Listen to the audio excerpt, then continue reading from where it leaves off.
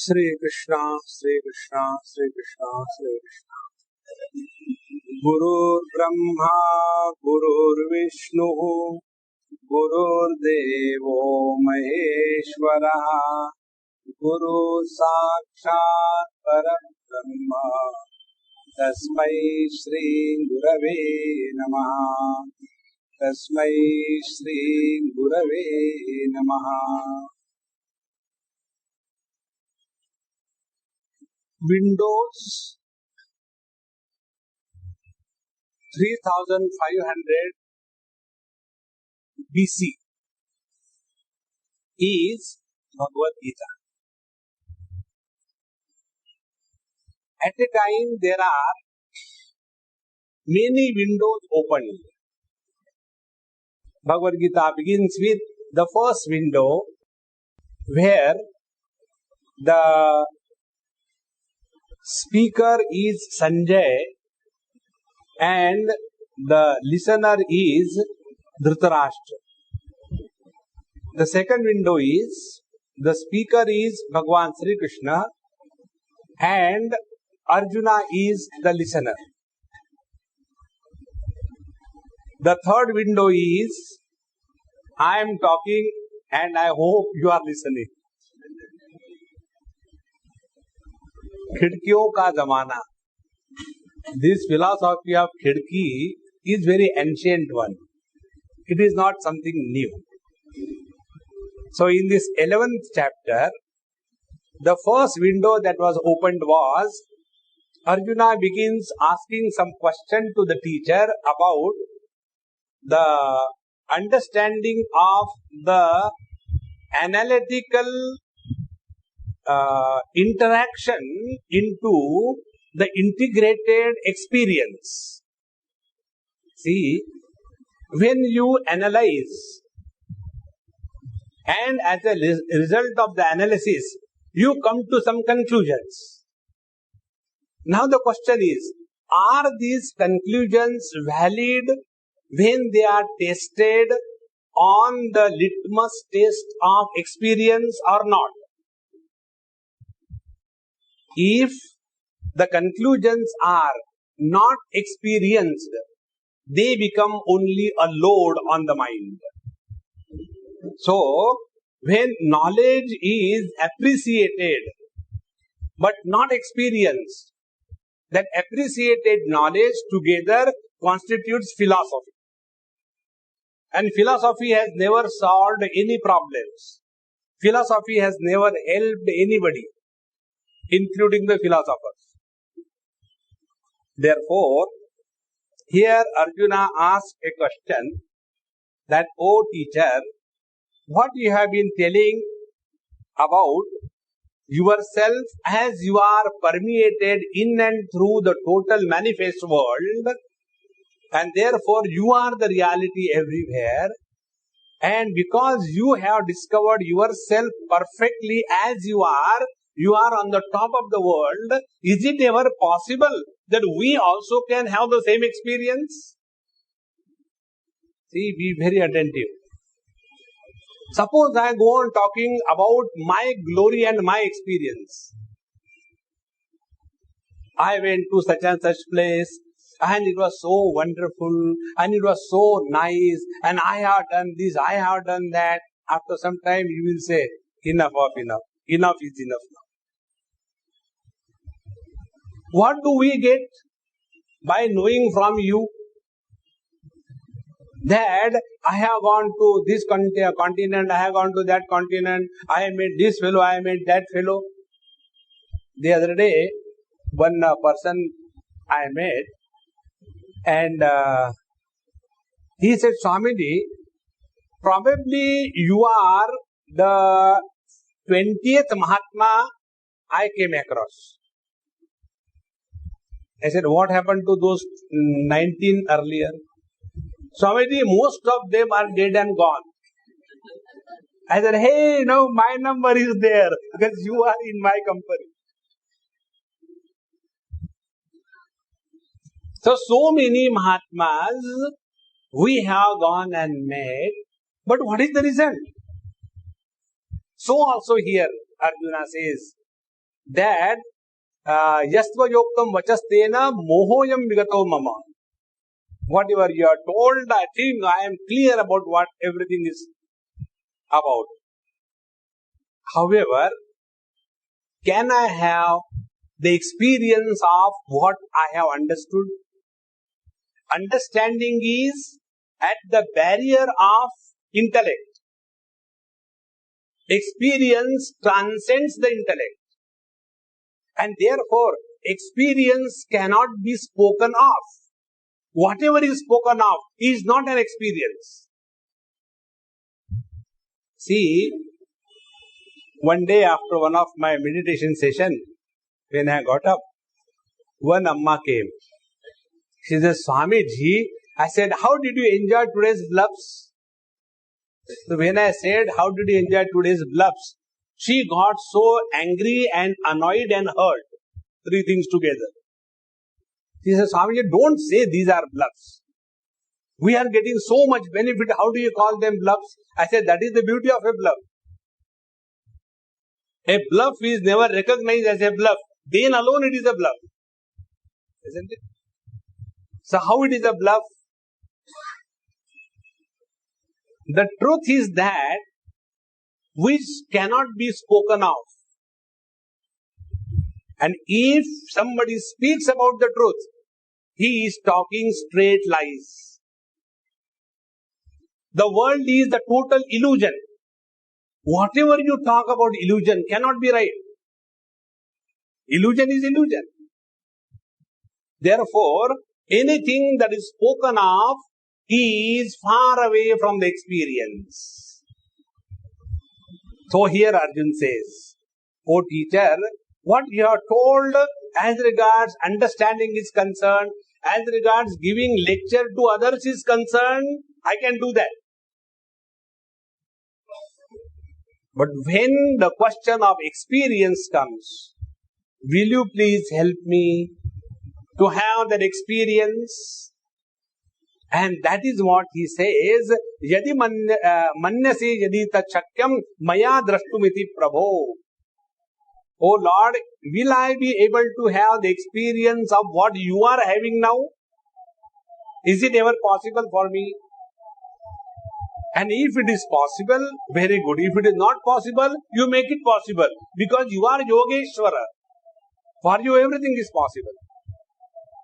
And as a result of this request from the student, the teacher straight away starts bombarding his divine experience to the disciple. Because please remember, in the transaction of knowledge between the teacher and the student, the teacher is always more sincere than the student. Do you know why? With great difficulty you get a student.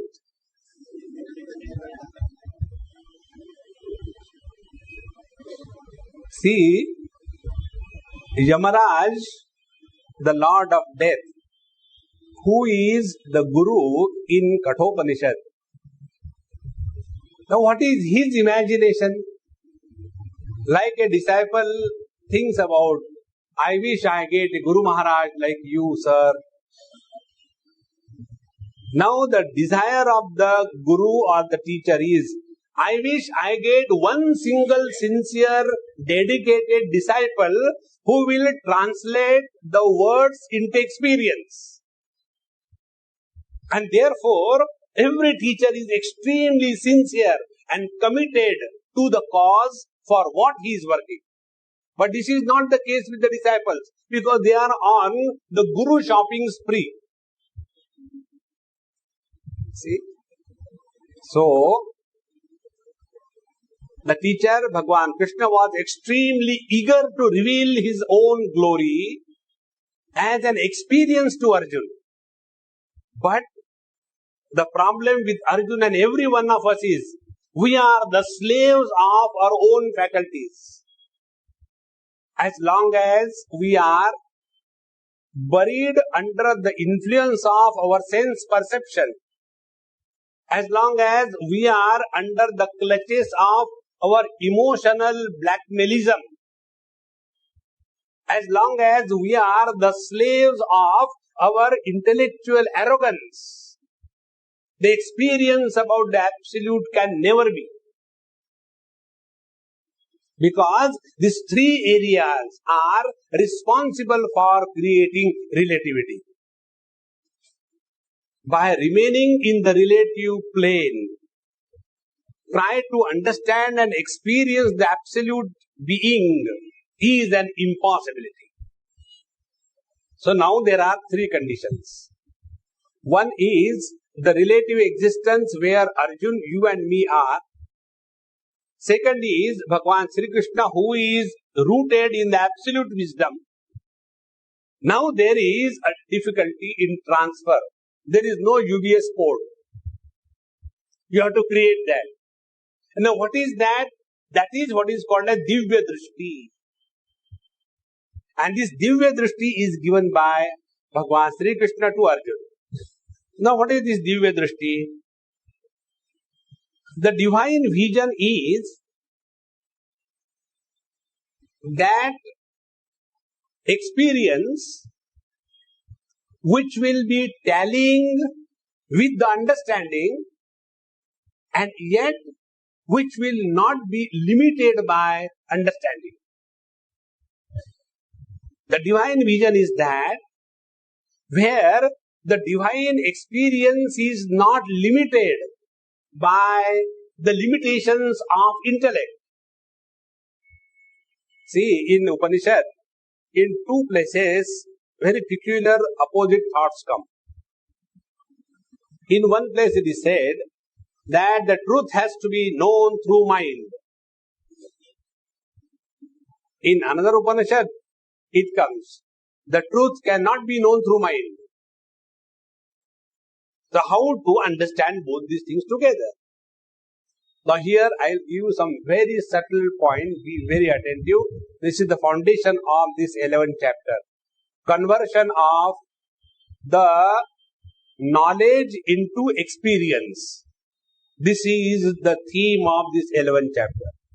And if we are able to convert the knowledge into experience, we have transferred or we have translated science into technology.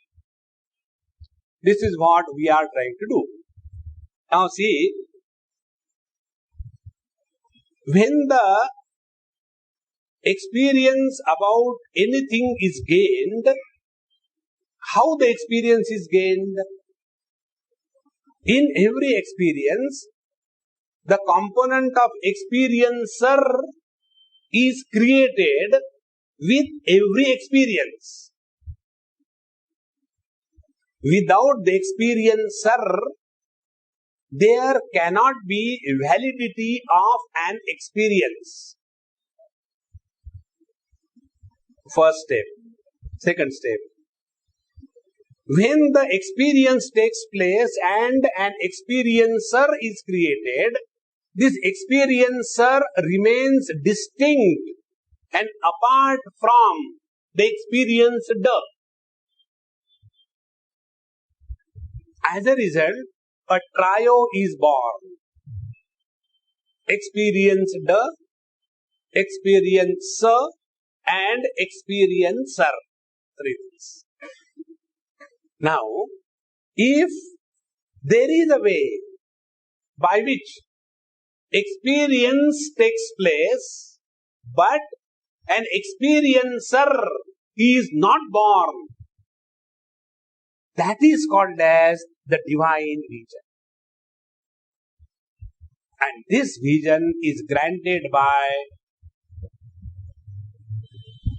the teacher, Sri Krishna, to the disciple Arjuna.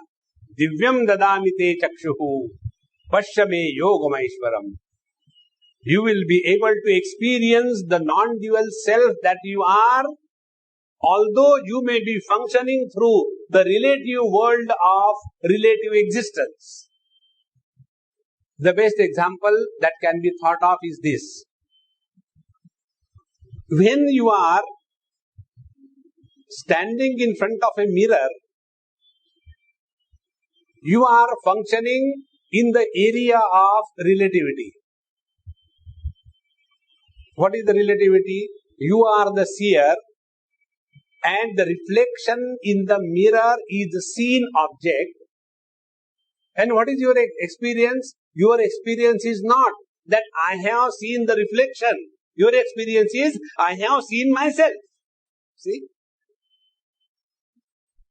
So, although for all practical purposes, we may say that in the vision of the reflection in the mirror, there is a duality, but there is no compromise on the non-dual experience. This is the vision divine.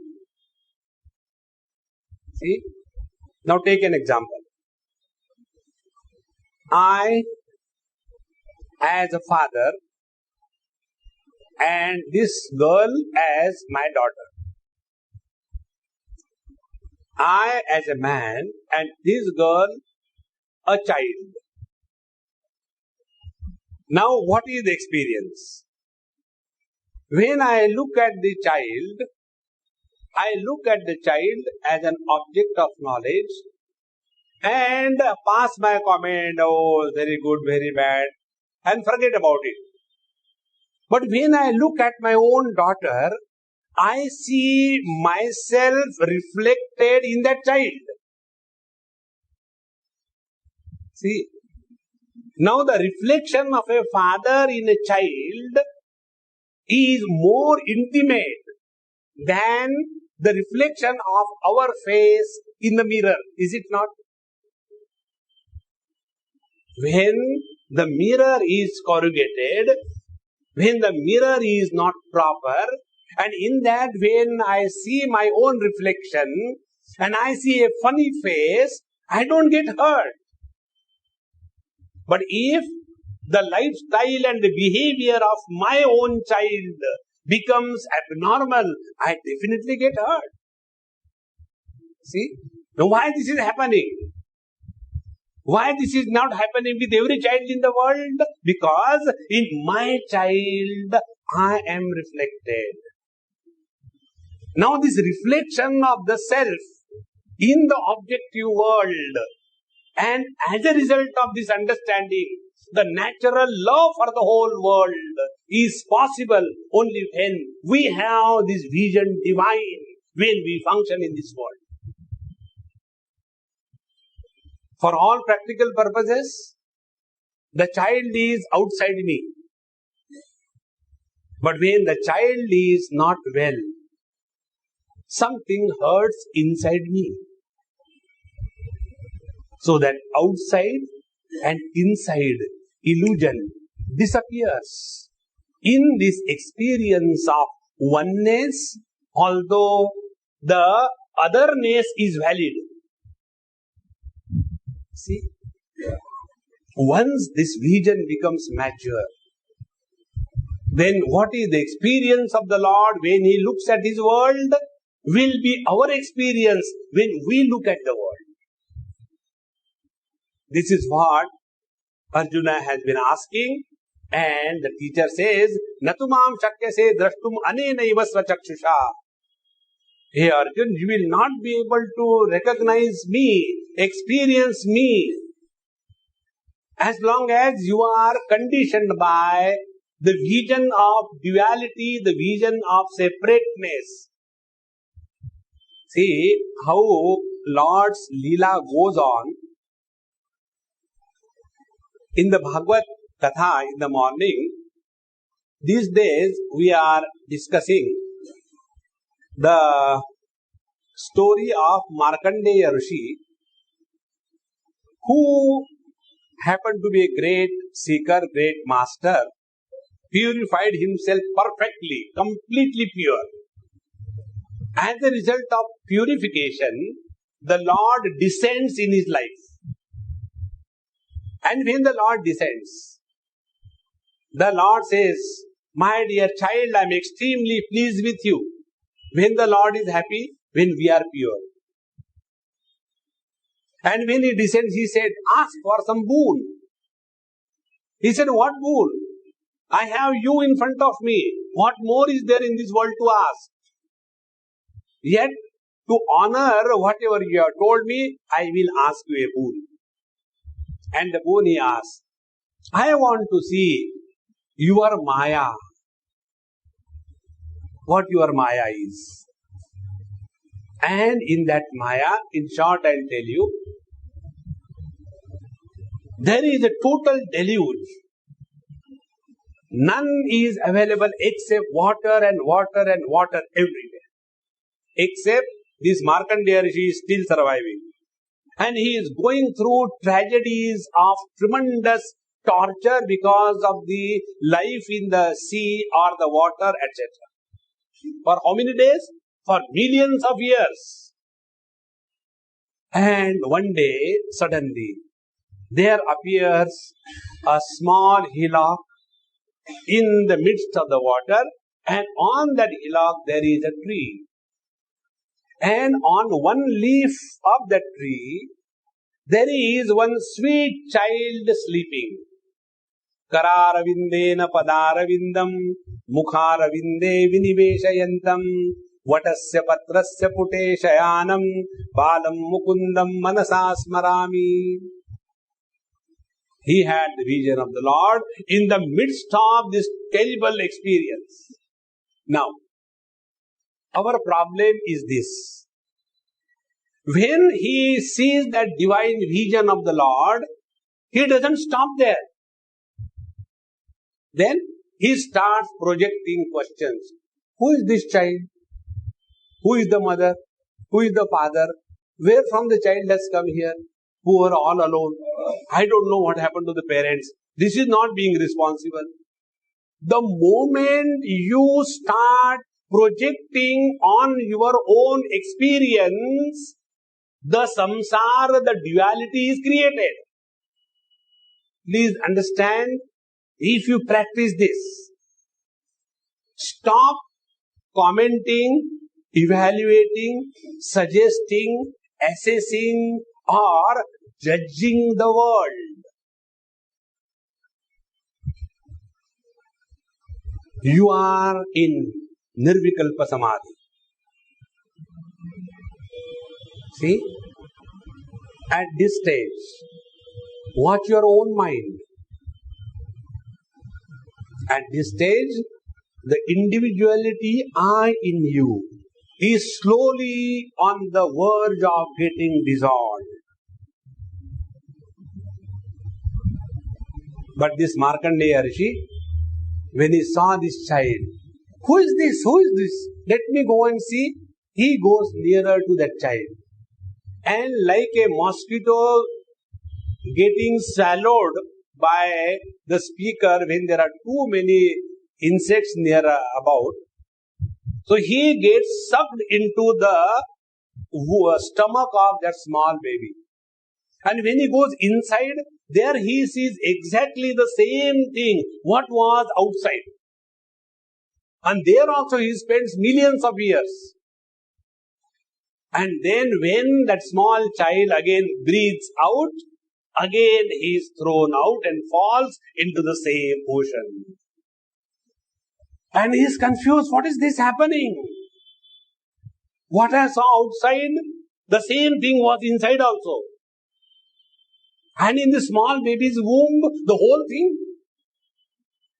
And then again he looks at that Lord. And again he doesn't stop. He wants to go, walk, hold the baby, hug the baby, kiss the baby. The moment action is initiated, the Lord disappears. And with the disappearance of the Lord, the terrible deluge where he was suffering for millions of years, everything gone. And he was doing his Sandhyavandanam on the same day, the same evening, without even 2 minutes have passed in the natural watch. Now be very attentive. We cannot say that this is the hallucination of the mind. No. This was an experience. What was the experience? The experience was all the duality was seen as inside and outside the child.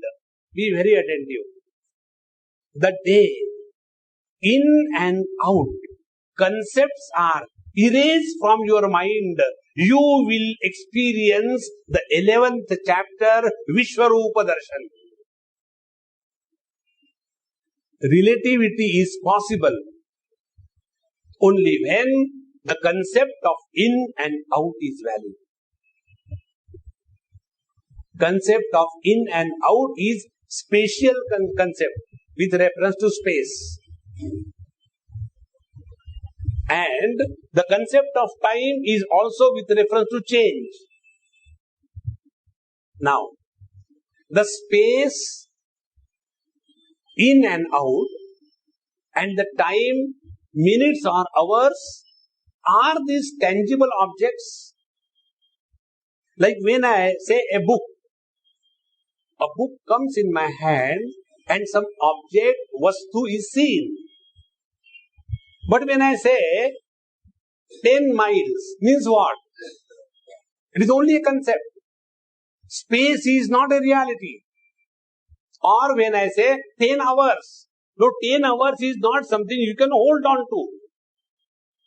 So both the time and the space, these are only the mental imagination, images, mental projections, mental creations.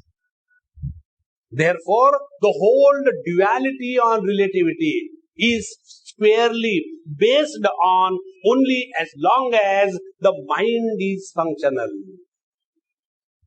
In the deep sleep, when the mind is completely enfolded, you are neither in India nor in America. You are neither in 2003 nor in 1944. None of these things are valid. And all our life is governed by these two concepts, time and space, which have no existence apart from you, the reality. See, once this becomes clearer and clearer, then the question of in and out is valid only when you are identified with the body. In deep sleep, you are not identified with your body, therefore the concept of in and out is redundant, meaningless. In the deep sleep, because we are not identified with the body, the concept of time has gone. See? Now, the last step in this understanding.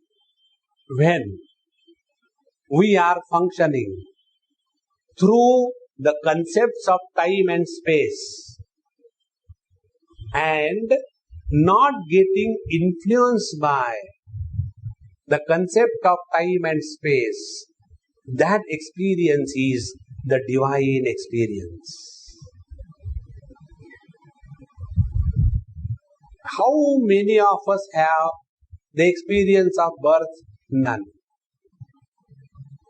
How many of us have experience of we are growing? None. People call us old. We don't have experience of growing. None of us have the experience of death. And yet, we are going through all these experiences. This understanding that the reality is supporting the relativity. And because of the relativity, there is no harm or any damage created to the absolute. Because of mentioning the south, the north, the east, the west, there is no harm created to the space. Because of the longitudes and latitudes, no lines are drawn on the earth. These are all only images. With this understanding, when we are able to live in this world, our experience will be like that of an actor on the stage. He is functioning through the limitation, and yet he is not influenced by those limitations. An actor comes on the stage with the limitation of a criminal, but he is not a criminal. An actor comes on the stage with the limitation of a loving husband, but he is not. Think. All the crime, all the love, all the achievements, all the failures, these are the limitations which are supported by the actor on the stage. But in and through his experience, that none of them are able to ever touch me. This understanding of the absolute experience in and through the relative performance is God realization. And this is what Bhagavan Krishna is now going to tell to Arjuna. So, Divyam dadami te chakshuhu pashyame yogam aishwaram. This is my yoga and aishwarya. Yoga is recognition of yourself to be the absolute reality. And aishwarya is recognition of the duality as your own expanse. Take an example. Recognition of the space by the space as a space is yoga. Recognition by the space as the north, east, west, south is none other than the space alone, is the aishwarya, the glory. So the absence of the relative north, east, west, south is the yoga, and the presence of the north, east, west, south in the space is the glory of the space. The total absence of duality or relativity in the absolute is the yoga, and the presence and the support to the relativity, the relative world is the glory of the reality. When this yoga and aishwarya is perfectly experienced, then alone the life discovers fulfillment. And that is what is called as avikampa yoga. It is a state where there is no doubt whatsoever about ourselves, about the world, about the Lord, and about the total relativity. So, pashyame yogam aishwaram. When this window was functioning, another window popped. Sanjay Uvach. Now see, if you want to know how to write a book, study Bhagavad Gita.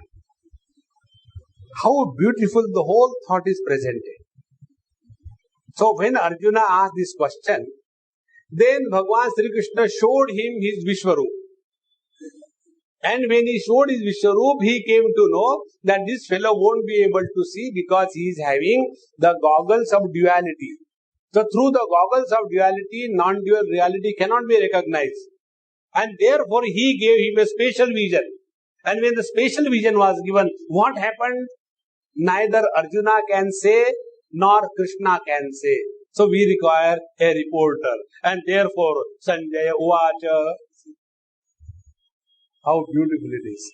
So Sanjaya says, Eva muktva tato rajan maha yogeshwaro harihi darshayamasa parthaya paramam rupam aishwaram aneka vaktranayanam anekadbhuta darshanam aneka divyabharanam divyanekodhyatayudham divyamalyam varadharam divyagandhanulepanam sarvascharyamayam devam anantam vishvato mukham divi surya sahasrasya bhaved yugapaduthita jadi bhasadrushi sasyat bhasastasya mahatmanaha. Now Sanjay is reporting to Dhritarashtra, the blind person who has never seen light. See the tragedy.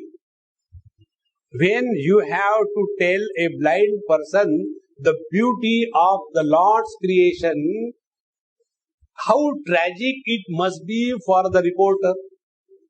Because the blind man has never seen any color and form.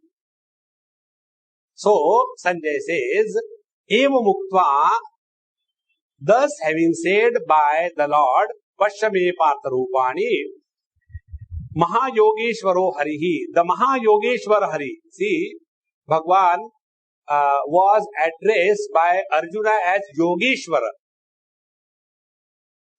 And The same Lord is referred by Sanjaya as Mahayogeshwara, our own vision. The other day, I was somewhere, I think in, we were coming from Badrinath and we went to Shukratal, where Bhagavad Katha originally was conducted. So one person when we were going there asked me question. Like, the flies come around the sweet meat, like that questions come around me. Wherever I go. So I do like this. But one fly sat very firmly and asked the question. Question was, Swamiji, see here it is written, there it is written, Sri 1008, Mahamandaleshwar, Ananta Sri, etc. and Swami Maharaj and all that. But you, before your name, only Swami Anuvarananda, what is the difference between the two? Yogeshwara and Mahayogeshwara. Now, the difference is not in Bhagavan Krishna. Arjuna has seen only the position or the glory at the level of Yogeshwara. But the same Bhagavan Sri Krishna was recognized by Sanjaya as Mahayogeshwara. The reason being, Sanjay knew Bhagavan Sri Krishna better than Arjuna. Arjuna has always taken Bhagavan Sri Krishna for granted. In this chapter only he will says that, oh Lord, I am so sorry, I was behaving very bad with you, I have treated you singularly. Hey Krishna, hey Yadava, hey Saketi, Ajanata Mahimanam Tavedam. Not knowing your glory. Oh Lord, I have always taken you for granted. Now I am feeling so bad. Kindly forgive me for all the foolish behavior that I had with you. Therefore, he calls Bhagavan Sri Krishna Yogeshwara. On the contrary, Sanjaya calls the same master as Mahayogeshwara. So when we see the world is the same. What we see is the reflection of our heart. When we call somebody a cheat, the cheat is seated first in our heart, then he goes out and sits there. When you call somebody a Mahatma, a Santa Purush, a Sadhu Purush, first that Sadhu Santa is seated in your heart and then only he goes out. So, Mahayogeshwara Hari. Hari means what? The one who loots away everything. Harati iti Hari. See, in our Prempuri ashram, when you enter, there is a Haridwar. Have you seen? Our Hari Bhai's statue is there. It's called a Haridwar. The moment you come, something is looted away. What is that? Your slippers. You have to put them down. And you are supposed to leave your ego below. In one ashram, it was written, keep your shoes and ego here before you enter the temple. So, Hari means he who loots away. Now, what is that which is looted away by the Hari, the Lord? Be very attentive. According to Karma Shastra, whatever good or bad karma we have done, that karma phala we have to go through. Prarabdha karma cannot be adjusted against good karmas. This is the rule of karma siddhanta. But the path of devotion does not agree with this. Like there are two technologies, Microsoft and Apple. Both of them do the same work, but approach is different. Now what Bhakti Shastra says? That karma phala, the result of your earlier karma, can operate on you if you exist. Isn't it? On the path of devotion, when you have totally surrendered yourself at the feet of the Lord, you have disappeared. When you have disappeared, whose prarabdha? How beautiful it is. Therefore, it is only through the path of devotion to the Lord we can bypass the limitation of the prarabdha karma. And this is what is Sanjay is telling, Mahayogeshwara Hari. See? Eva mukva tato rajan Mahayogeshwaro Harihi. Hey Rajan, hey Dhritarashtra ji, thus having said by this great Hari, the looter of all our sins of the past, Darshayamasa Parthaya Paramam Rupam Aishwaram. And then he revealed himself to the Partha, to Arjuna. Now here one very important thing.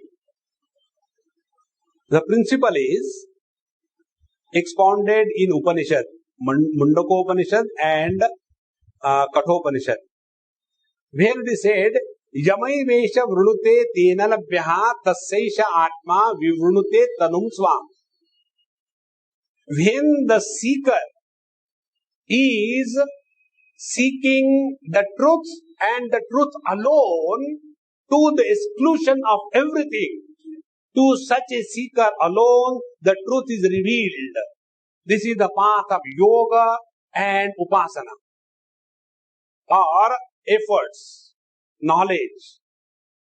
Now the same mantra is interpreted in a different manner. Yame Vesha Vrunute Tena Labhyaha. When the Lord has chosen, then the chosen one alone is revealed the truth. Here, Bhagwan is choosing Arjun, and to him alone the Vishwarup Darshan is given. See, this knowledge could have been given by the Lord to so many people, but out of all the people, Bhagwan has selected only Arjuna, the Arjuna. Therefore, please remember, anything that is happening in our life, it is never the result of our efforts, but it is the grace of the Lord.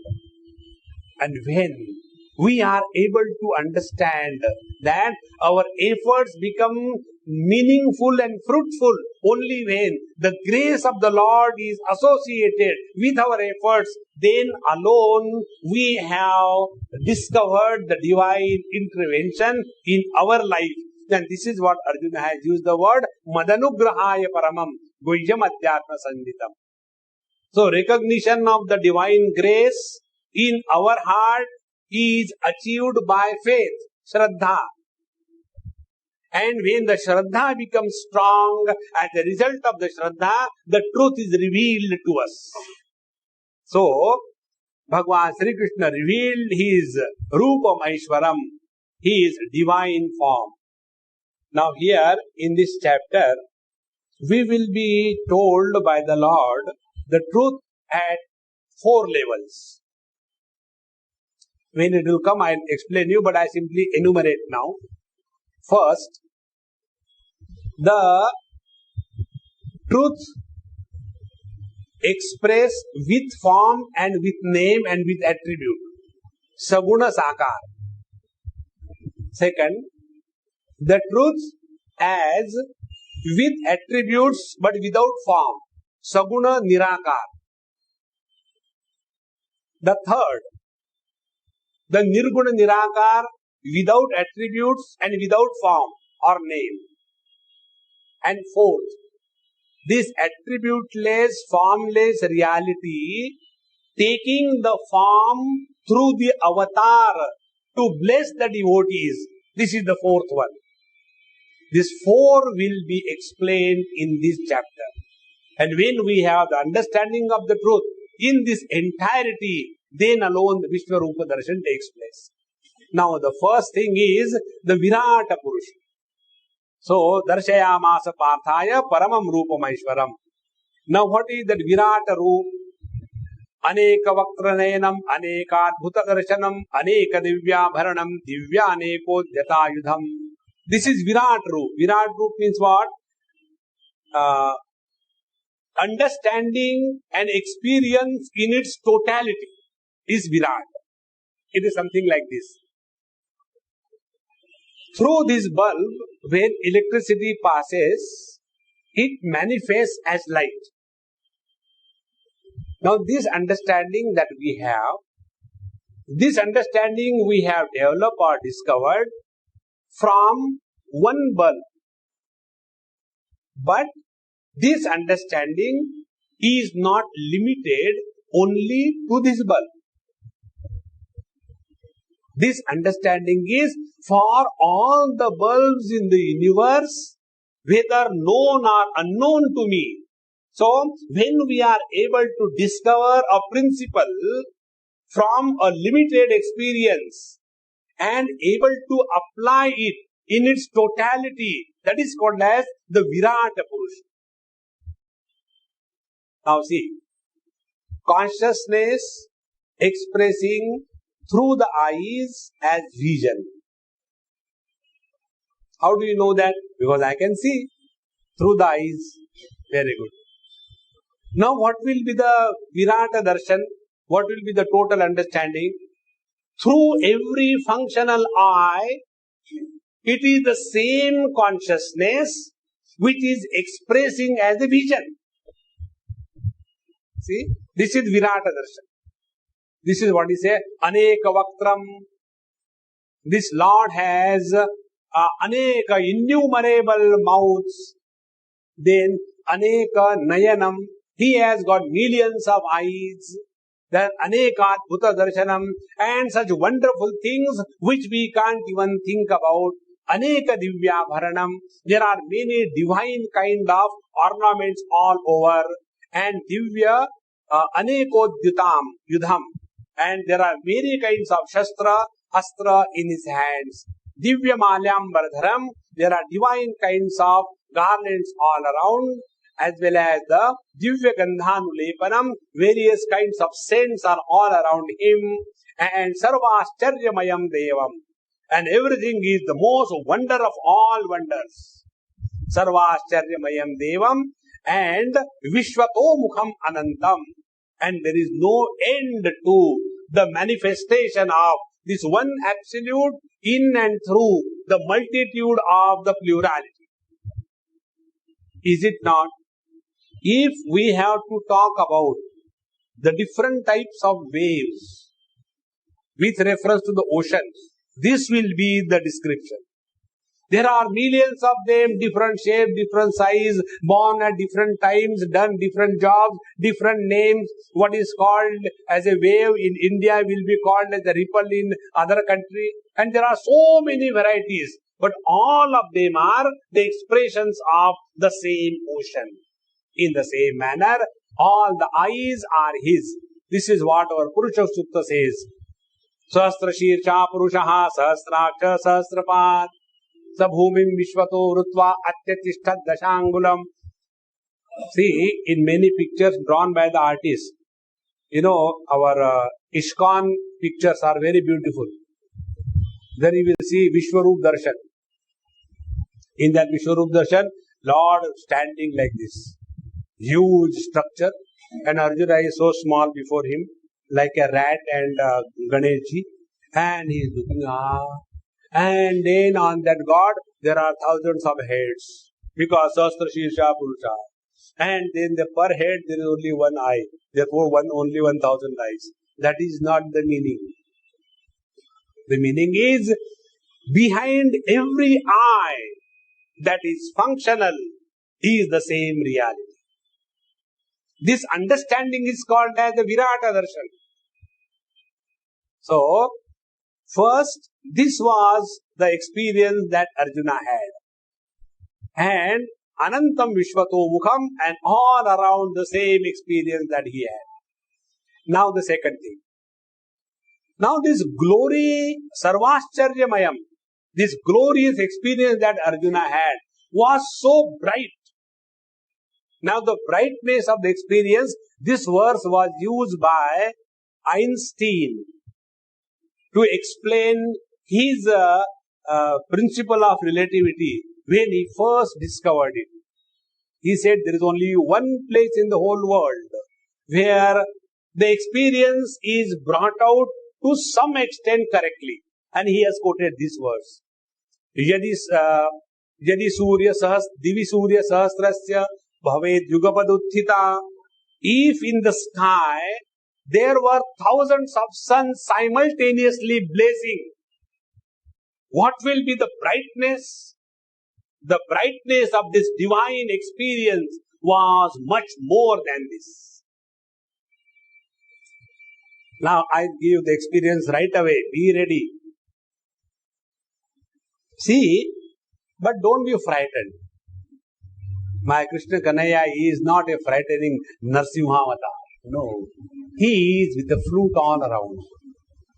One of my friend I went for lunch today told something very good.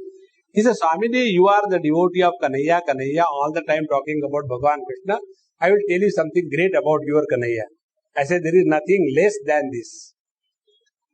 Then he was comparing him with Ram. This is all fun. Enjoy life. Don't become serious. What happened? He said, see, Rama has killed only that Ravana and Kumbhakarna. But all the time, security. Isn't it?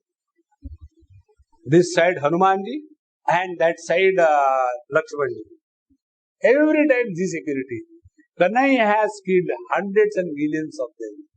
No security. Isn't it glory? So, this is his vision. Now see, in a dark room, a small candle looks very bright. Now when the same candle you bring in the bright light, 12 o'clock, blazing sun, the light of that candle is insignificant in front of the brightness of the sunlight. Don't stop here. Be very attentive. You are going to have the vision of the Lord right away if you cooperate with me. As you cooperate with your miseries, now you cooperate with me. Now, that candle light disappears before the blazing light of the sun because the sunlight is stronger than the candle light. Okay. How the sunlight is seen or established? By the light of the eyes, is it not? So the light of the eyes is more powerful than the sunlight. And the light of the eyes is illumined by the light of the mind. If the mind is not behind the eyes, the light cannot be seen. So the light of the mind is more blazing, more powerful than the light of the eyes. And mind is bathing in the light of the consciousness. Then alone experiences are possible. Therefore, the light of the consciousness is more powerful than all other lights. And this consciousness is an expression of the absolute reality. How much more brighter that absolute reality will be? See, all your calculations disappear. This experience of the absolute is the most bright divine experience. That bright divine experience should not be taken in the literal world, I was sitting and then somewhere the light came and the light started growing and the light became so big and I got frightened. I switch off. Don't do that. Go beyond. Go beyond. Therefore, such a beautiful description you will get nowhere in any scripture in the whole world. Divi surya sahasrasya bhaved yugapaduttita yadi bhasadrushi sasyan bhasastasya mahatmanaha. That divine experience was far more brighter than millions of suns simultaneously blazing in the sky. And in that experience, what Arjuna saw, tatraikastham jagat krishnam pravibhaktam anekadha. In that one, the manyness is experienced. See, to see the manyness in the one, we don't have to create the manyness. Out of one lump of gold, to see the different kinds of ornaments, the goldsmith doesn't have every time to create the ornaments and see. He can see the ornaments even without creating the ornaments. See, to recognize the divine presence, we don't have to do any change in this world. If I recognize that in the wedding ring there is gold, in the nose ring there is a gold, in the earring there is a gold, and if I have this obsession that the gold is beyond names and forms, therefore the moment I want to recognize gold, I melt all those objects not required.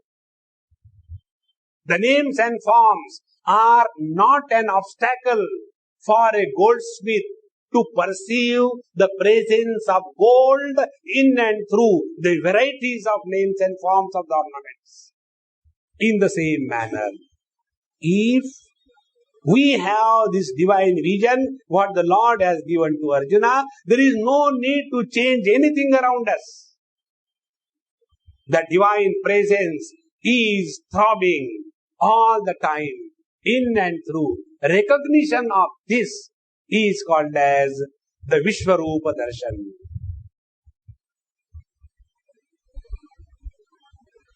Because every experience is possible only when the reality is throbbing through you as aham.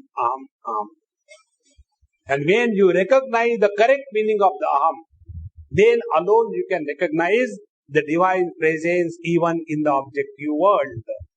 So, tatraikastham, in that one being, jagat krishnam, the total world of names and forms, pravibhaktam anekadha, as if divided in many ways, apashat devadevasya sharire. So, this was the body of the Devadeva, the God of all gods. Be very attentive. See, in our scriptures, the whole thought is presented so distinctly scientifically. One example I'll give you, then you multiply that. The colors and forms are perceived only in the presence of light. First principle. So, the external source of light, because of which we are able to distinctly see the colors and forms, that external source of light is one light source. Second thing, all the colors and forms are seen only when the eyes are functional and open. So there is another source of light which is making the colors and forms visible.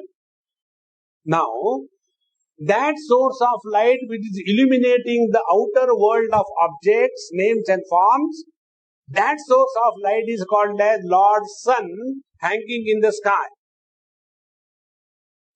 Now that Lord's Sun, who is presiding over the faculty of vision in the eyes of everyone, that sun is called as the Adhyatmic, the subjective sun. So one is the divine sun, second is the subjective sun. These two suns are basically one and the same. And therefore, if we have to see the colors and forms, eyes alone are required. No other faculty can function. Now see, with this understanding, so, tatra ekastham devadevasya sharire. So who is that Lord now? Vishwarupa. He is the one who is functioning as Deva, the faculties in the individual beings. And Although he is functioning as individual faculties in individual being, he is the one. The sun is one, although he is functioning through many eyes. See? Electricity is one, although functioning through many gadgets. Apashyad deva devasya sharire. Therefore, at the level of the effect and at the level of the cause and effect, they are superimposed on the absolute reality which is beyond the cause and beyond the effect. Very, very important. And once we transcend this, you are in Nirvikalpa Samadhi. Because now the eyes and the presiding energy behind the eyes, the subjective sun. The colors and forms and the presiding energy on the colors and forms, the objective or the divine sun. They are not two. They are one and the same. Apashyad deva devasya sharire pandavastatha. So, in that experience, Pandava, Arjuna saw this divine experience. And when he saw thus, tatassa vismayavishtaha rushtaroma dhananjayaha pranamya shirsa devam krutanjalirabhashata. And when this divine experience took place, Arjuna was, the first word, vismayavishtaha. Avishtaha, overpowered. Vismaya is extremely surprised. Why surprised? Because he could never imagine what it is. I'll give a gross example for you to understand. This example is given by Shankaracharya and many Mahatmas. When a girl is small, 3 years, 2 years, 4 years, and her eldest sister gets married, and when she gets married and goes to her husband, whatever language, whatever vocabulary, whatever description you may use to communicate to that small infantile child, to tell the experience that married lady is having, can never be successful. Because the equipment is not ready. In the same manner, if we are not prepared, we will never be able to experience and go through the experience of this divine being. And this is exactly what has happened to Arjuna. When he thus, by the grace of the Lord, suddenly was exposed to the divine experience of totality, although living as an individual, Vismaya Vishtaha, he was as if stunned. And in that stunning experience, Vismaya Vishtaha, Rushta Roma, there was horripilation. All the hair were standing on their heads. Rushta Roma Dhananjaya and Pranamya Shirsa Devam Krutanjalirabhashata. Now at that time, what else can you do? Only salute Krutanjalirabhashata Pranamya. See, this is one very, very important principle. If we want to progress on the spiritual path, what is required is, we have to learn an art to discover something great in everybody around us. When we discover something great in anybody around us, we naturally submit ourselves with all humility and purity. When you surrender, you can never be insulted. See? And when you are not insulted, you never feel lonely. You never feel bad. You never feel ditched. You never feel being deceived. You never feel that to achieve something. No. What is the technique? The technique is this. Try to discover something great in everyone around you. Now when Arjuna has earlier been talking to Bhagwan Krishna, hey Krishna, hey Yadav, chalo, picture jate. The kind of language he has used, he himself confesses. But when he saw the greatness and the glory of the Lord, he was stunned and horripilation. And as a result, he surrendered totally. Krutanjali Bhashata. Yesterday I told you two things. What crystallizes a personality? One aspect of our personality is the knowledge and the arrogance born out of knowledge. Second is the ability to do or achieve something. These two things together constitute an individual personality. Now in this salutation, Pranamya Shirasa Devam Krutanjalir Bhashata. So two things are involved. First, he has folded his hands and bent his head before the Lord. Thereby, what is meant is, there is nothing for me to achieve in this world. O Lord, thy will be done. I am freely available for you. I have nothing to achieve in this world. Like the mic has surrendered to me. The mic has nothing to talk. And therefore, whatever I am talking, that alone is brought to you by increasing my volume. Now, if the mic will start talking his electronic onkar, many times it happens. Prem Puri, this is very good. I am very happy here. You don't have to bother about. Our man is expert, fixes everything, no problem. Many places you go, there is 101 problems. So, when the mic will start talking in between, what will I do? I will remove the mic and throw away. In the same manner, when the Lord functions through us, and when He can function, when we stop functioning.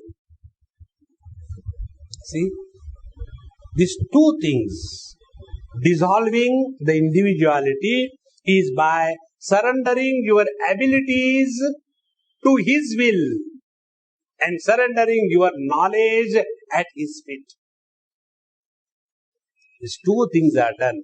In that surrender alone, the divine flows through us. The tragedy of the Lord.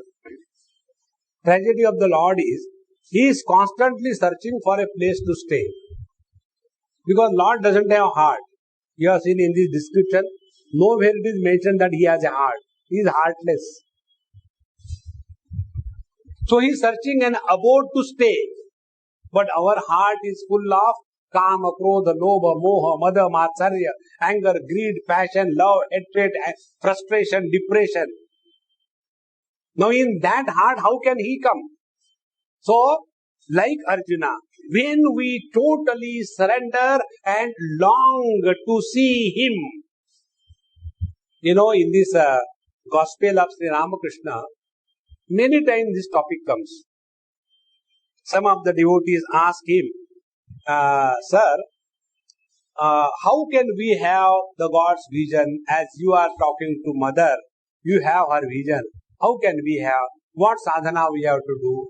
And that great master very simply tells, you must have a burning desire to see Him. Our longing for the Lord is a time pass.